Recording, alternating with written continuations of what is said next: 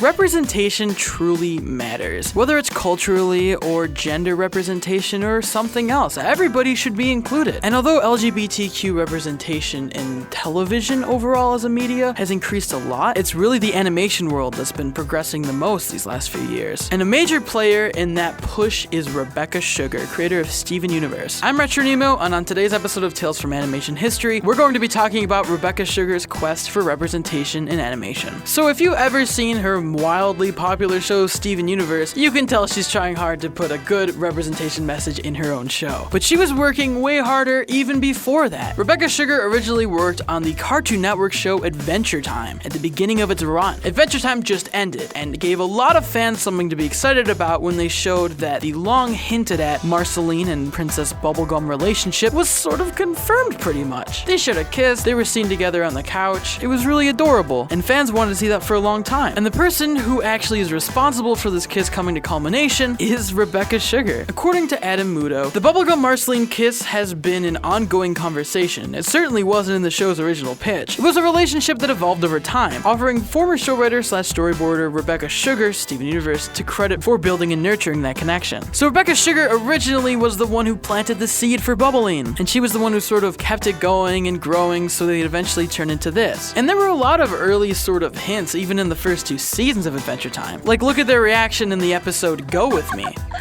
Greetings, Finn. Hey, Marceline.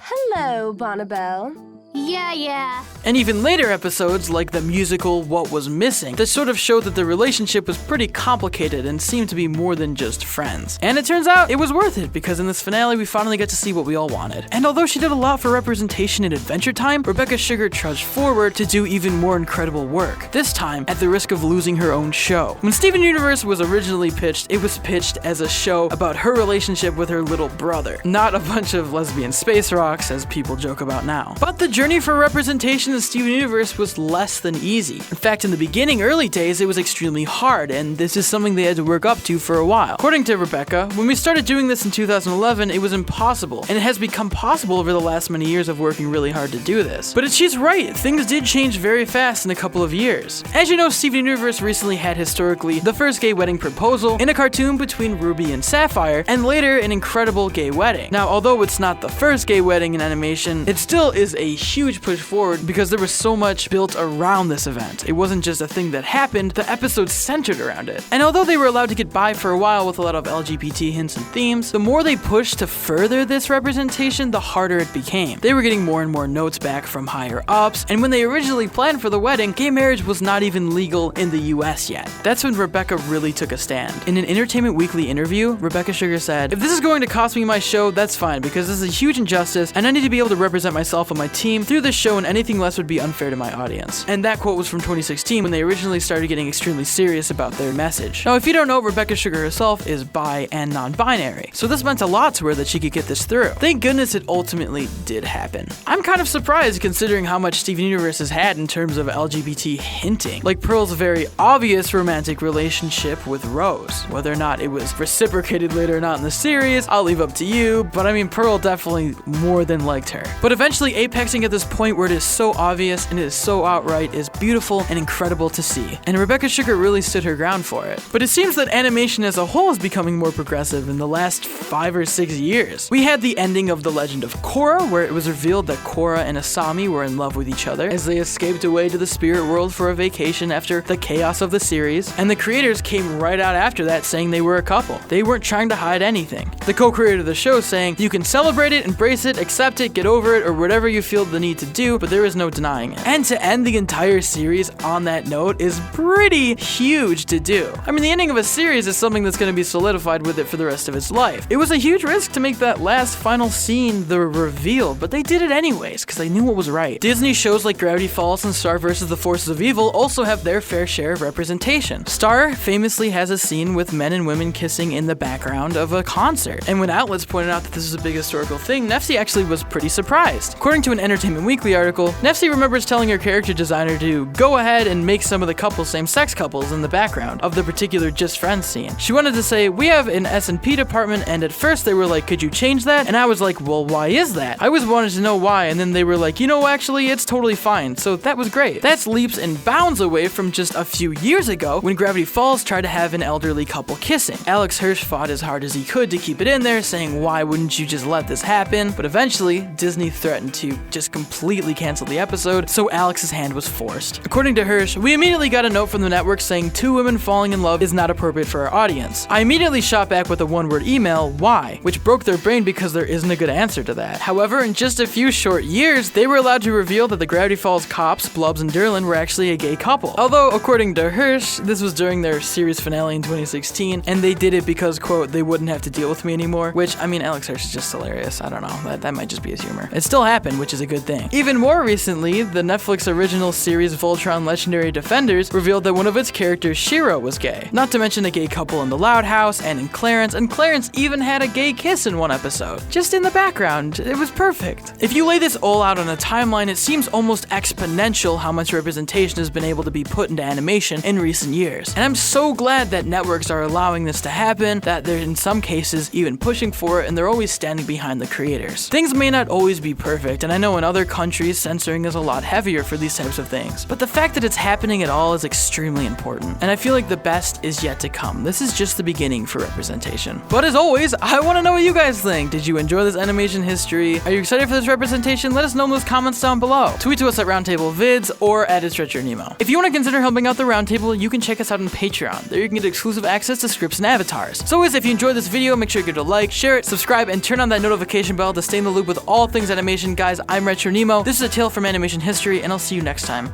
Peace.